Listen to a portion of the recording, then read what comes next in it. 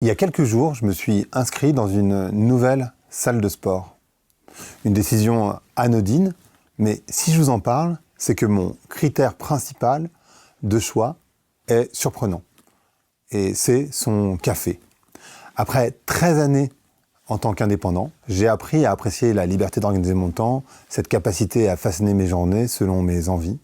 Et pourtant, la solitude des journées commence à peser, comme un manteau un peu trop lourd.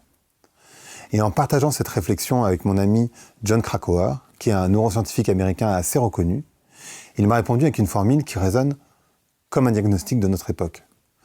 We need to practice human.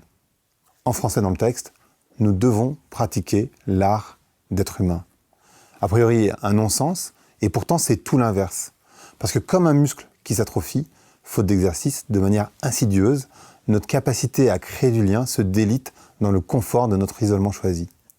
Et cette semaine, j'ai envie d'explorer ce que le magazine The Atlantic a justement nommé le siècle antisocial.